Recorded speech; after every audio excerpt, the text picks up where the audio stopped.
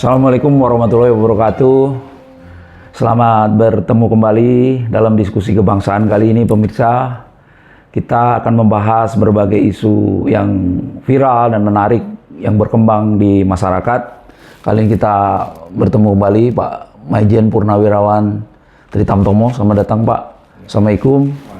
Hari ini kita akan membahas satu isu terkait jabatan sementara atau pejabat sementara kepala daerah yang akan berakhir di 2024. Nah, isu ini karena ada beberapa kepala daerah, ada 5 gubernur yang sudah ditunjuk oleh pemerintah pusat dan beberapa bupati dan wali kota yang sudah diusulkan oleh gubernur untuk menjadi pejabat sementara. Nah, ini menimbulkan pro dan kontra di masyarakat. Nah, mungkin isu ini akan menjadi isu yang sangat menarik. Mungkin nanti Bapak Tritamtomo menyampaikan pendapatnya. Bagaimana sih kebijakan terkait penunjukan kepala daerah sementara ini bisa memunculkan pro dan kontra di masyarakat. Mungkin satu Pak Tri, hal yang menarik di sini yang menjadi perdebatan di publik itu adalah ada dua hal besar yang sebenarnya di sini yang menjadi perdebatan publik. Pertama terkait pejabat sementara yang dipilih oleh pemerintah. Ini aja sudah jadi masalah. Itu isu yang pertama. Kemudian yang kedua adalah diangkatnya atau dipilihnya TNI aktif, ada TNI dan Polri aktif untuk menjadi pejabat sementara. Nah, mungkin Pak Tritamtomo bisa menyampaikan kenapa sih ini bisa menjadi kontroversi? Karena aturan yang ada, mungkin ada beberapa aturan yang ada yang diingkari. Nah, mungkin kita akan bahas lebih jauh dari tinjauan hukumnya, Pak Tritamtomo. Monggo Pak Tri, bisa disampaikan. Baik, terima kasih. Saya akan coba menyampaikan jawaban dari pertanyaan yang disampaikan oleh pembawa acara. Jadi yang disampaikan dari judul besar yang tadi, ini ada permasalahan. Manakala ini dilanjutkan, tentu tanpa melalui satu pertimbangan yang matang, ini akan dapat berkait dengan masalah kesatuan persatuan bangsa. Justru kalau dibiarkan akan melemahkan ketahanan nasional. Karena di sini dari judul besar tadi ada persoalan, masyarakat jadi bingung. Kenapa bingung? Mari kita flashback ke belakang. Tolong diingat bahwa negara kita ini adalah negara hukum. Satu, itu Undang-Undang 45 itu. Kemudian yang kedua, jangan pernah lupa bahwa setelah Undang-Undang 45 itu ada TAP MPR RI nomor 7 Romawi tahun 2000 tentang pemisahan organisasi dan tugas TNI dan Polri. Ini sebagai dampak dari reformasi 98 yang lalu. Kemudian keluarlah Undang-Undang TNI maupun Undang-Undang Polri. Nah, di sini menarik. Kenapa ada pertanyaan, kok TNI Polri dimasukkan untuk menjabat sebagai PLT? Apakah ini tidaklah terjadi pengingkaran terhadap satu aturan main yang berlaku di lapangan? Ya, di sini kita harus arif, bijak, dan tidak emosional. Tapi pijakan aturan sudah ada bahwa di TAP MPR angka Romawi 7 maupun Undang-Undang nomor 34 dan Undang nomor 2 baik TNI Polri itu mengamanatkan bahwa TNI Polri dapat menjabat sebagai pejabat di luar kemiliteran maupun kepolisian dengan catatan bahwa dia harus pensiun dan kedua harus mengundurkan diri. Ini yang menjadi pertanyaan dari publik. Kemudian yang kedua, jangan pernah lupa Undang-Undang ASN, Aparatur Sipil Negara. ASN itu siapa? Itu 2 profesi di situ. 1 PNS, 1 PPPK. Penerimaan pegawai berdasarkan perjanjian kerja. Ini kalau kita baca Undang-Undang ASN adalah teman-teman, saudara-saudara yang sudah mengundurkan diri atau pensiun. Nah, yang sekarang menjadi persoalan di lapangan yang disoalkan oleh kelompok warga masyarakat bangsa kita, dia masih aktif kok selaku PPPK. Artinya, Undang-Undang nomor 34 dan nomor 2 ada butir yang dilanggar. TAP MPR juga dilanggar. Kemudian di ASN sendiri, tolong dibaca yang cermat, teliti di pasal 109 bahwa dia bisa menduduki jabatan madya, utama, madya sampai dengan pratama setelah di B-nya dibaca yang tenang, itu sesuai dengan peraturan perundang-undangan yang berlaku di institusi itu sendiri. Nah, ini yang menimbulkan pertanyaan dari warga bangsa secara umum. Begitu. Ya.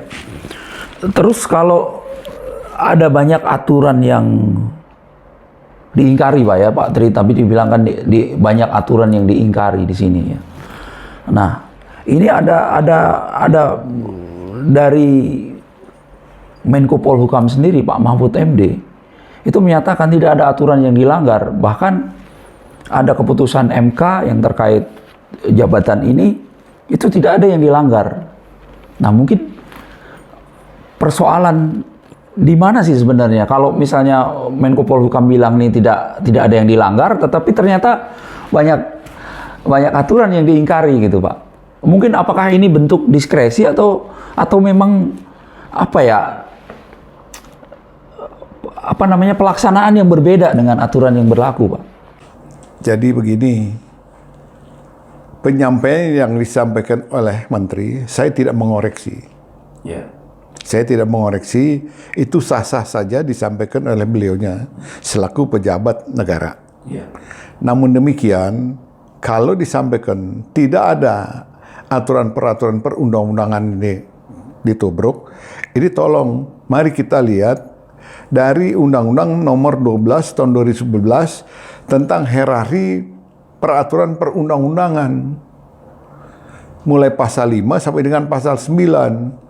Bahwa yang paling atas adalah Undang-Undang Dasar 45. Kemudian TAP MPR. Kemudian baru undang-undang. Yang keempat, peraturan perundang-undangan pengganti undang-undang. Baru peraturan pemerintah, peraturan presiden berturut-turut sampai ke bawah. Nah, soal keputusan dari MK, tolong itu silahkan saja. Tapi yang kita lihat di depan mata jelas bahwa TAP MPR nomor 7 Romawi menyatakan bahwa jabatan bisa dialihkan kepada prajurit TNI Polri, tapi dengan catatan dia harus mengundurkan diri atau pensiun. Kemudian yang kedua, di Undang-Undang 34 maupun nomor 2 TNI dan Polri bunyinya juga sama. Kemudian di Undang-Undang ASN sendiri juga sama. Di Undang-Undang ASN juga sama. Bahwa dia bisa memposisikan diri sebagai jabatan itu dengan catatan manakala sudah mengundurkan diri maupun pensiun. Nah, di sini tentunya kita coba flashback ke belakang yang berlaku tentang peraturan pemerintah yang berkait dengan masalah PP nomor 11 2011 tentang manajemen PNS yang merupakan turunan dari Undang-Undang ASN. Di sini jelas dinyatakan dengan berlakunya PP nomor 11 tadi 2017 sudah tertutup pintu bagi TNI Polri untuk masuk kepada jabatan sipil. Nah ini, apakah PP ini masih berlaku? Tolong, karena ini menjadi turunan dari Undang-Undang ASN. Ini menjadi pertanyaan, ini harus dilihat secara utuh. Kemudian yang kedua, tentu kita harus membaca lebih cermat lagi bahwa apa yang disampaikan pemerintah sah, silakan. Tapi masyarakat menjadi bingung karena masyarakat hari ini nggak bodoh. Dia membaca, kemudian dia melihat, dia membaca media dan dia mengisi dirinya dengan berbagai informasi yang dia miliki. Di sini ada geseh informasi. Nah, tentu di sini harus ada penjelasan yang konkret. Karena masyarakat menginginkan TNI Polri sesuai dengan undang-undang yang berlaku. Ini tolong, bahwa undang-undang sudah menyatakan seperti itu. Dalam artian kata, bahwa undang-undang di bawahnya dengan segala peraturan pemerintah yang ada di bawahnya harus menopang undang-undang yang di atasnya dan tidak boleh bertentangan. Nah, ini ada PP nomor 17 tadi, nomor 11 2017 yang menyatakan pintu sudah tertutup, tapi ini kok dibuka lagi. Nah, ini perlu penjelasan. Saya rasa ini perlu penjelasan yang luar biasa sehingga masyarakat bisa menerima. Karena ingat Pak, jangan pernah lupa bahwa reformasi 98 itu sudah ditutup oleh warga masyarakat. Apa yang ditutup? Duifungsi ABRI harus dibubarkan. Tolong. Di sini nggak ada lagi fungsi kekaryaan. Tolong Pak. Tidak ada fungsi kekaryaan. Kemudian setelah fungsi kekaryaan tidak ada, tentu kita harus paham Pak, bahwa masyarakat dengan 32 tahun Orde Baru yang lalu merasa traumatik. Ini apakah akan kembali lagi kepada masyarakat? Ini yang perlu penjelasan. Perlu penjelasan. Masyarakat perlu penjelasan. Kalau penjelasannya gamblang, bisa diterima, tidak ada masalah. Tapi kalau seperti ini, geseh Pak. Di media seperti ini, penjelasan dari publik seperti ini, nggak bisa Pak. Padahal, tolong diingat, bahwa di Undang-Undang ASN sendiri menyatakan bahwa untuk penentuan pejabat yang tadi dipilih mulai tingkat provinsi, kabupaten, kota, itu harus ada panselnya. Apakah panselnya sudah dilibatkan atau belum? Pansel yang ada di bawah Kementerian Pan-RB. Demikian Pak. Ya. Ini yang menarik Pak, terkait proses ini ya, proses penunjukan atau pengangkatan ini. Ini akan menjadi menarik karena ini TNI aktif atau Polri aktif bisa, dan faktanya sudah ada Kabinda yang menjadi bupati gitu. Nah, kalau dari sisi TNI sendiri Pak, artinya dihubungkan dengan jati diri TNI segala macam, ada semacam apa ya, kemauan yang bisa jadi ini tidak sejalan dengan jati diri TNI. Nah, sebagai mantan prajurit mungkin Pak Tri bisa menyampaikan, bisa nggak sih ketika amanat reformasi bahwa itu sudah menutup peluang untuk TNI aktif atau anggota Polri aktif untuk menjadi ini menjadi terbuka gitu. Nah, mungkin bisa disampaikan Pak dari jati diri TNI. Jadi begini, tolong diingat, yang salah bukan prajurit TNI dan Polri. Dia sih senang-senang saja ditunjuk untuk menjabat pada posisi itu. Tapi tolong, pejabat di atasnya yang paham bahwa amanat reformasi adalah konsensus nasional. Itu harus dihormati dan dihargai. Harus dihormati dan dihargai. Apalagi kemudian tahun 2000 keluar TAP MPR yang sudah jelas-jelas disampaikan seperti itu. Kemudian diperkuat lagi dengan Undang-Undang TNI maupun Undang-Undang Polri yang menyatakan juga harus pensiun atau mengundurkan diri. Ditambah undang-undang dari ASN itu sendiri. Nah sekarang, kalau bagi prajurit, tentu prajurit komando yang di atasnya adalah komandan. Pimpinan tertinggi dari TNI, yaitu Panglima TNI. Apakah ini manfaat atau mudarat? Nah, kalau kita merujuk pada aturan main yang berlaku, aturan peraturan, prajurit jangan disalahkan. Tapi tolong, aturan tadi harus memberikan satu kejelasan, jangan sampai nanti organisasi TNI menjadi sasaran. Kita tidak menghendaki itu, saya sebagai prajurit tidak menghendaki itu. Amanat reformasi tolong diingat baik-baik. Nah, karena apa? Tolong diingat bahwa amanat pendiri bangsa itu ada 3 yang harus kita pegang.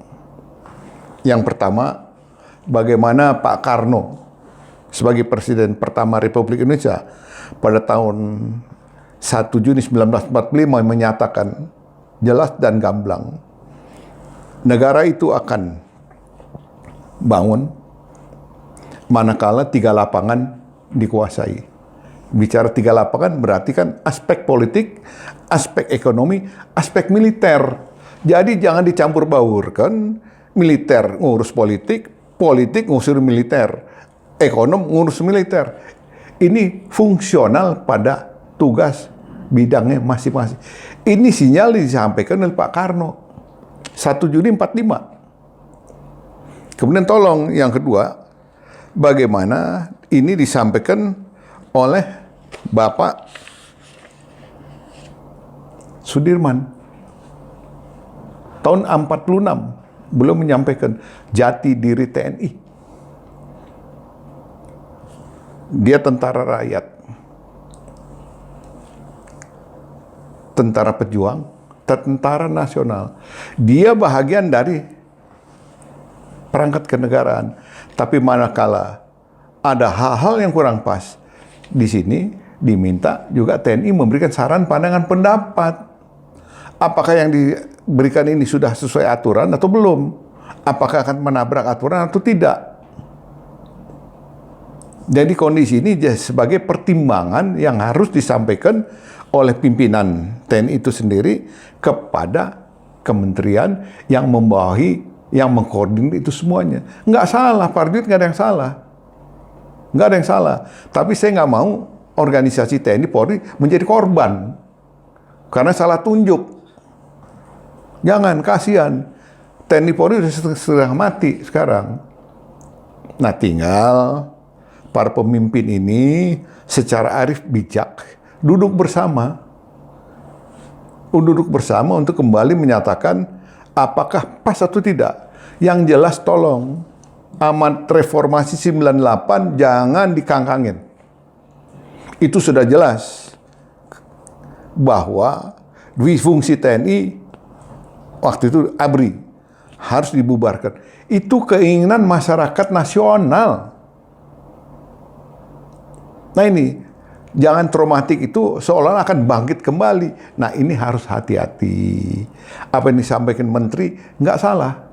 Cuman dampak ini harus diminimalisasi supaya tidak ada gonjang-ganjing di lapangan yang menyangkut dengan ketahanan nasional. Demikian Pak. Satu hal yang menarik Pak, tadi Pak Tritamtomo menyampaikan bahwa posisi TNI, anggota TNI dan Polri yang masih aktif yang menjabat sebagai pejabat sementara tadi kan dalam posisi limbung ya. Nah, sebaiknya dalam hal ini kan kalau di TNI, Panglima TNI adalah posisi tertinggi dalam hal ini. Bagaimana sih kalau Bapak melihat sikap Panglima TNI saat ini menyikapi kebijakan terkait PJS kepala daerah ini? Dan seharusnya bagaimana sih menyikapi pro kontra ini sebagai Panglima TNI, sebagai pucuk kekuasaan tertinggi di TNI. Nah, mungkin bisa disampaikan, Pak. Baik. Kalau kita lihat dari pertanyaan yang disampaikan oleh pembawa acara, ini menjadi menarik. Karena yang pertama, tentu Panglima TNI dalam menyampaikan statement pernyataan, beliau ini berhati-hati. Karena Panglima TNI maupun Kapolri bertanggung jawab kepada Panglima Besar tentara maupun kepolisian, yaitu Bapak Presiden. Nah tentu walaupun beliau bertanggung jawab pada Bapak Presiden, tapi jangan pernah lupa, tolong pedomani amanat dari Bapak Panglima Besar Sudirman. Tanggal 11 November tahun 58. Di situ pernyataan menggelitik untuk kita semua perangkat waktu itu bicaranya angkatan perang. Kalau bicara angkatan perang, di situ instruksi diberikan kepada polisi maupun tentara, darat, laut maupun udara. Beliau menyampaikan sederhana, kewajiban utama bagi angkatan perang, bagi TNI adalah mempertahankan dan menyelamatkan kedaulatan bangsa. Itu yang utama. Jadi dengan pernyataan yang disampaikan oleh Bapak Panglima Besar Sudirman, dan yang kedua yang disampaikan oleh Bapak Kasat Jenderal Mayor Abdul Harus Nasution almarhum, tentara bukan kasta yang lebih tinggi dari rakyat. Dia bukan istimewa dari rakyat. Nah, tentu di sini Panglima TNI bersikap dengan rujukan yang sudah diambil oleh beliau Pak Dirman maupun Pak Nasution, dengan merujuk kepada apa yang diinginkan oleh Bapak Soekarno Insinyur. Bangsa ini akan selamat manakala 3 lapangan dikuasai. Lapangan politik, lapangan ekonomi, maupun lapangan militer. Nah, lapangan militer ini adalah tentara. Dengan waktu itu kepolisian. Ini harus paham. Jangan mencampur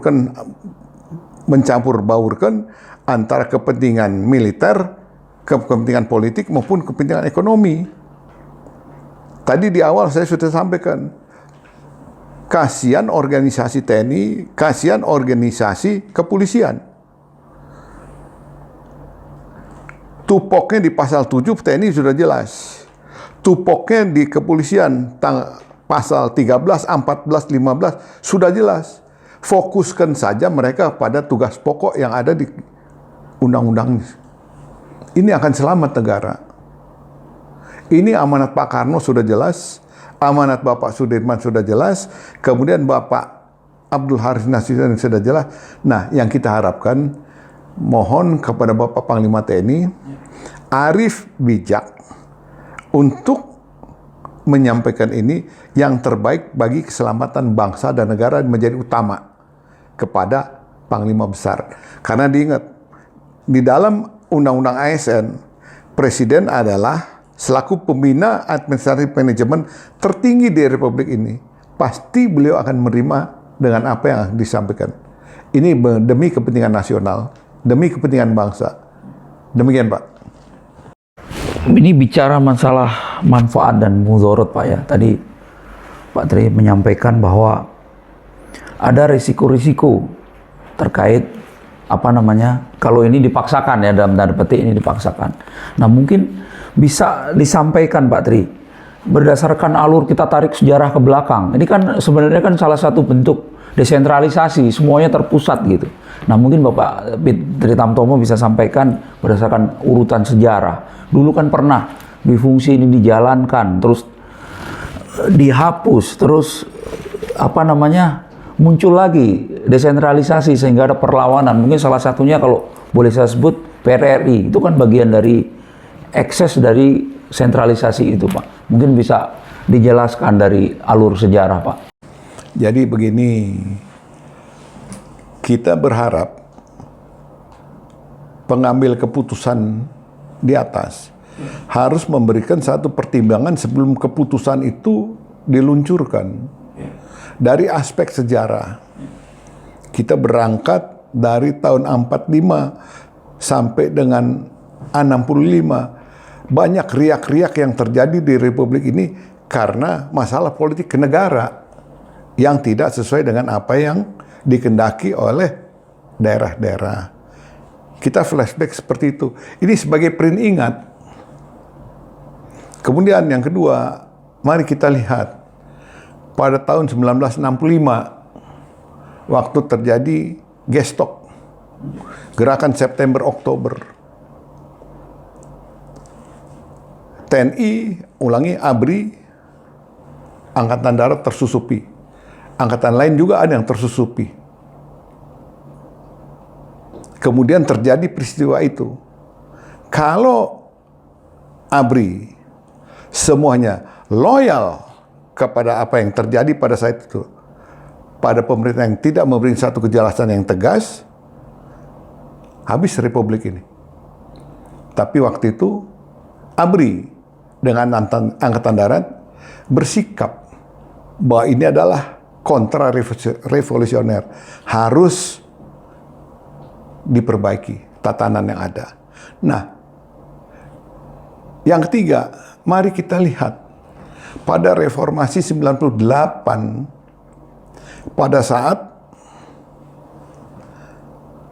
Pak Harto selaku presiden, beliau menyatakan berhenti menjadi presiden dan menyerahkan kepada pengganti. Apa yang kita lihat? Bagaimana Panglima ABRI pada waktu itu? Kalau beliau ambisi, ABRI bisa mengambil alih. Tapi ABRI nggak mau. Civil society. Kita adalah bagian dari masyarakat. Kita tidak terbiasa dengan rezim. Pak Wiranto menyerahkan ini semuanya kepada mekanisme yang telah berlangsung dan Pak Habibie menjadi. Ini ketoladanan ini yang kita lihat.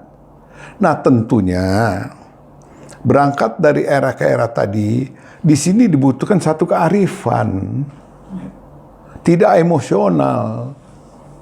Apalagi kita lihat 2024 yang kurang lebih 2 tahun ke depan, ini akan ada perhelatan akbar, di mana anak bangsa yang hari ini kita harus melihat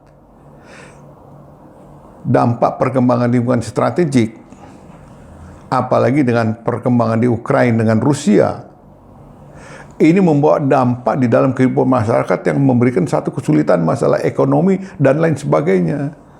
Bagaimana kita harus merantasi ini semua? Jadi jangan memanfaatkan situasi menjadi kepentingan yang tadi disampaikan. Apakah ini akan manfaat atau mudarat? Tinggal kita lihat dari sudut pandang mana sekarang. Kalau dia pertimbangannya sesaat untuk kepentingan, ya mudarat. Kalau kepentingan jangka panjang, harus melalui satu mekanisme yang berlaku. Nah, mekanisme ini tentu harus dibicarakan oleh lembaga-lembaga kepresidenan yang ada, seperti Lemhanas, Wantanas, BPIP, untuk duduk bersama apa yang menjadi kebijakan yang akan diputuskan oleh pemerintah untuk dilaksanakan di level bawah. Ini harus dikaji dan dinilai, manfaat mudaratnya dipertimbangkan, apakah positif atau negatif. Kalau negatifnya lebih banyak, ya menjadi pertimbangan untuk gugur. Tapi kalau plusnya lebih banyak, ya silahkan. Karena di Undang-Undang Minpen, Undang-Undang Administrasi Pemerintahan, itu menyatakan bahwa pejabat negara dalam akan memberikan satu keputusan harus menggunakan AUPB, Azas Umum Pemerintahan yang baik, berdasarkan hukum, azas manfaat, kesatuan persatuan bangsa, lepas dari KKN, dan lain-lain. Ini harus jadi pertimbangan. Demikian, Pak. Ya. Tadi Pak Tri menyebut terkait dengan Hajat Pesta Demokrasi 2024, Pak. Nah, kalau boleh kita tarik terkait penunjukan atau pengangkatan pejabat sementara ini dengan kepentingan politik di 2024, Bapak bisa melihat ini sejauh mana sih Pak keterkaitan itu? Ya mungkin sih ada keterkaitan, bisa jadi tidak gitu. Tapi melihat jangka waktu yang masih cukup panjang nih, kalau mulainya dari 2022 ke 2024, nanti kan pasti ada jabatan yang bisa sampai 2 tahun. Karena sesuai aturan kan 1 tahun bisa diperpanjang lagi. Nah, Bapak melihat nggak kepentingan politik di balik? Jadi apa yang disampaikan oleh pembicara ini menarik. Apakah ini ada gebetannya dengan pemanfaatan dalam rangka pemenangan kelompok golongan tertentu dalam rangka 2024 nanti, perhelatan akbar? Bisa iya dan bisa tidak. Tapi yang saya garis bawahi di sini adalah penunjukan PLT dari TNI Polri. Bahwa TNI Polri tegak lurus pada komando di atas. Tapi kita tidak boleh suuzon bahwa dia akan dimanfaatkan oleh bagian-bagian tertentu untuk membantu pemenangan. Ini kita tidak boleh suuzon. Namun demikian, kita harus mengingat bahwa dari status teman-teman yang jadi PLT tadi, kalau kita lihat pada undang-undang ASN, padahal dia masih adalah prajurit TNI Polri yang aktif. Pegangannya adalah Undang-Undang Nomor 34 dan Undang-Undang Nomor 2. Kemudian masuk ke P3K. Di situ pedomannya apa? Posisi dia sendiri dalam rangka limbung. Dia berkiblat kemana ini? Nah, tentu di sini kita semua harus arif. Yang kita harapkan, saudara-saudara kita itu duduk sebagai PLT dengan status apakah P3K tadi atau apa. Ini belum jelas statusnya P3 atau apa ini. Kalau dia P3K, dia merujuk pada Undang-Undang ASN. Merujuk pada Undang-Undang ASN. Padahal dia sebagai prajurit TNI Polri adalah bayangkari negara. Tugas pokoknya penyelamatan negara. Nah, tinggal untuk penyelamatan negara dan mempertahankan negara, apakah dia tidak kena pengaruh selama dia melakukan tugas sebagai P3 tadi di lapangan. Nah, ini menjadi PR supaya warga masyarakat kita juga tidak merasa ada pengkhianatan. Ini tugas berat. Jadi jangan dibawa-bawa rekan-rekan TNI Polri tadi kepada ranah politik. Politik dia adalah politik negara. Bagaimana menyelamatkan mempertahankan bangsa ini dari segala ancaman. Nah, tentunya mari kita pedomani aturan main yang berlaku sesuai aturan perundang-undangan. TAP MPR Angka Romawi 7, Undang-Undang 34, Undang-Undang Nomor 2, sampai dengan Undang-Undang Minpem, sampai dengan Undang-Undang ASN itu sendiri. Ini menjadi pertimbangan khusus. Demikian, Pak. Ini publik melihat satu persoalan yang kalau kita bisa bilang sangat miris ketika publik berpandangan bahwa kebijakan ini artinya menempatkan pejabat TNI aktif atau Polri menjadi pejabat sementara kepala daerah ini mengkhianati amanat reformasi. Kalau ini muncul di masyarakat, tentunya itu sangat-sangat membahayakan bagi kesatuan dan persaudaraan bangsa, Pak. Mungkin bisa disampaikan, Pak, keterkaitan antara amanat reformasi dengan kebijakan penempatan TNI Polri aktif di pejabat sementara kepala daerah, Pak. Mungkin bisa disampaikan. Baik. Ini menjadi menarik dan tentunya pertanyaan ini harus disikapi oleh seluruh anak bangsa dari berbagai elemen masyarakat, mulai masyarakat sampai dengan pejabat pemerintah, harus melihat kejadian 98 yang lalu adalah sebagai refleksi ketidakpuasan pada perjalanan 30 tahun yang dilaksanakan oleh Orde Baru, di mana dirasakan oleh mereka bahwa peran ABRI terlalu powerful sehingga masuk kepada gatra-gatra kehidupan, sehingga mempersempit ruang gerak dari teman-teman sipil yang disampaikan melalui PP nomor 11 2017 tadi. Ya. Nah, di sini amanat reformasi kemudian terjadi begitu luar biasa. Di mana tuntutan mereka sederhana, bubarkan dui fungsi. KKN bubarkan. Sampai dengan waktu itu keluar back to barak. Itu yang nggak pas. Kalau back to barak hari ini nggak bisa. Karena jati diri TNI adalah tentara rakyat. Nah, tinggal amanat yang 2 tadi, dui fungsi, KKN. Nah, ini harus menjadi perhatian khusus. Karena diperanggapkan oleh teman-teman yang melakukan protes keras terhadap pemberdayaan kembali PLT tadi oleh pejabat TNI Polri, ini ditakutkan akan terjadi seperti satu kekaryaan mengambil hak orang lain. Padahal era hari ini adalah civil society. Kemudian yang kedua, terjadi KKN yang ditakutkan nanti pada perhelatan akbar akan dimanfaatkan oleh kelompok pihak tertentu dalam rangka memenangkan posisi-posisi untuk memimpin bangsa ini ke depan. Ini kerawanan. Nah, kerawanan ini harus dijawab oleh TNI. Saya bicara TNI nih, karena saya mantan prajurit. Kalau dulu angkatan bersenjata, Polri ada di dalamnya. Ini mudah-mudahan menjadi masukan juga sebagai pertimbangan oleh teman-teman. Nah, menurut saya, gimana TNI harus bersikap ke depan? Ini sebagai saran. Sebagai saran, sebaiknya TNI Polri dengan segala kearifan yang ada paling dalam kembali pada jati dirinya untuk melaksanakan tugas pokok pasal 7 dan pasal 13, 14, 15. Itu saja.